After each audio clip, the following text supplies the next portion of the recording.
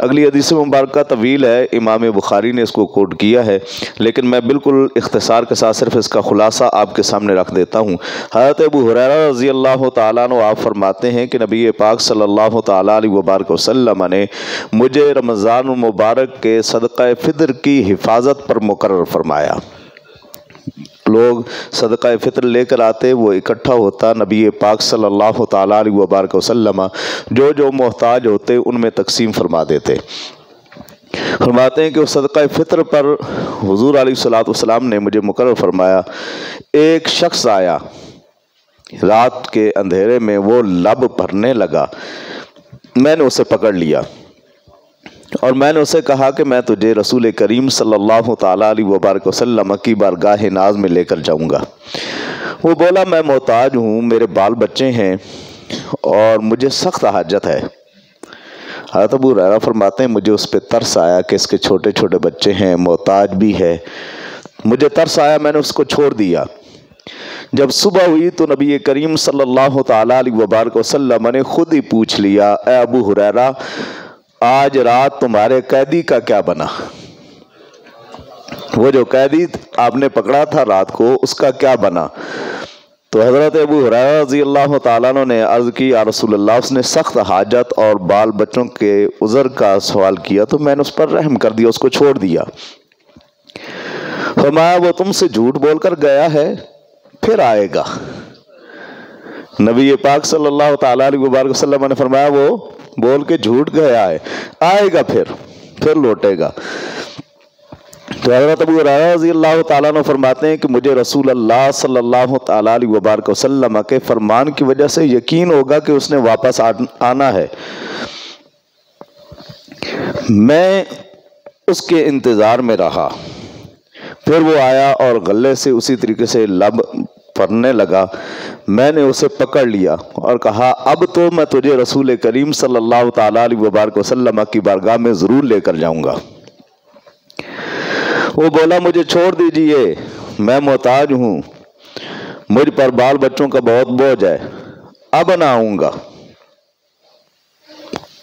اس مرتبہ چھوڑ دیں، اس کے بعد میں نے نہیں آنا۔ حضرت ابو ہریرہ فرماتے ہیں پھر مجھے رحم آیا، یار کتنا غریب آدمی ہے، اس کے پاس اپنے کھانے کے لیے کچھ نہیں، بچوں کو دینے کے لیے کچھ نہیں، اور وعدہ بھی کر رہا ہے کہ اب نہیں آؤں گا، چلو چھوڑ دیتا ہوں۔ پھر جب صبح ہوئی، نبی پاک صلی اللہ تعالیٰ علیہ وبارک وسلم کی بارگاہ ناز میں حاضر ہوا تو پھر حضور نے پوچھا، ابو ہریرہ، آپ کے قیدی کا کیا بنا؟ پھر نبی پاک صلی اللہ تعالیٰ علیہ وبارک وسلم کی بارگاہ میں عرض کرتے ہیں کہ یا رسول اللہ، اس نے سخت محتاجی اور بال بچوں کا عذر کیا، مجھے پھر اس پر رحم آیا اور میں نے اس کو رہا کر دیا۔ فرمایا، وہ تم سے جھوٹ بول کر گیا ہے، پھر آئے گا۔ حضرت ابو ہریرہ فرماتے ہیں کہ مجھے رسول اللہ صلی اللہ تعالیٰ علیہ وبارک وسلم کے اس فرمان سے پھر یقین ہو گیا کہ وہ اب ضرور آئے گا۔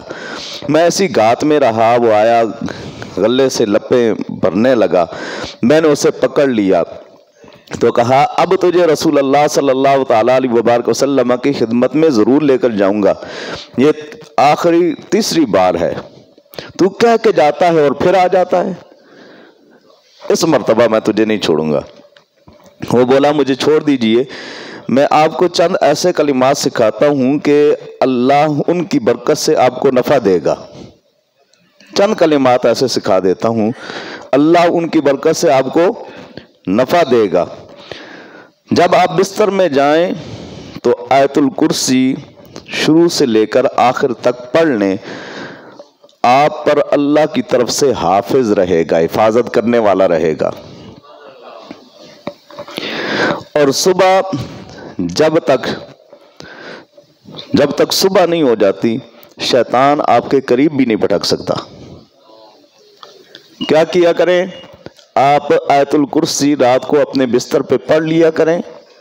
ایک تو اللہ تعالیٰ کی جانب سے ضامن آپ کو نصیب ہو جائے گا، وہ آپ کی حفاظت کرے گا۔ دوسرا، شیطان آپ کے قریب نہیں بھٹکے گا۔ हाथ अबू हुरैरा फरमाते हैं मैंने उसे छोड़ दिया। जब सुबह हुई रसूल करीम सल्लल्लाहु तआला अलैहि वसल्लम की बारगाह नाज में गया। हुजूर अलैहिस्सलातु वस्सलाम ने फिर वही सवाल किया, तुम्हारे कैदी का क्या बना? फरमाते हैं मैंने अर्ज़ की, उसने कहा मैं तुझे ऐसे कलिमात सिखाऊंगा जिनसे तुझे नफ़ा मिलेगा। हुजूर अलैहिस्सलातु वस्सलाम ने फरमाया, था तो वो झूठा लेकिन बोल के सच गया है, था वो झूठा लेकिन बोल के सच गया है। फिर आका अलैहिस्सलातु वस्सलाम ने फरमाया, क्या जानते हो तुम 3 दिन किससे गुफ्तगू करते रहे हो? हज़रत अबू हुरैरा ने अर्ज़ की, या रसूल अल्लाह, नहीं मुझे तो नहीं पता मैं किससे गुफ्तगू करता रहा हूँ। अब गुफ्तगू होती रही है अबू हुरैरा की, बता रसूल अल्लाह रहे हैं, हमें पता है 3 दिन किससे गुफ्तगू होती रही है। अर्ज़ की, या रसूल अल्लाह मुझे नहीं पता। हुजूर अलैहिस्सलातु वस्सलाम ने फरमाया, ये शैतान था। ये कौन था? शैतान था झूठा लेकिन बोल के सच गया है। जो आदमी आयतुल कुर्सी की तिलावत करता है, एक तो अल्लाह की जानिब से उसके लिए हिफाजत करने वाला होता है और दूसरा उसके करीब शैतान नहीं आता। जो कहते हैं ना कि हमें तरह तरह के ख्वाब आते हैं, डरावने ख्वाब आते हैं, तो वो आयतुल कुर्सी पढ़ के सोया करें।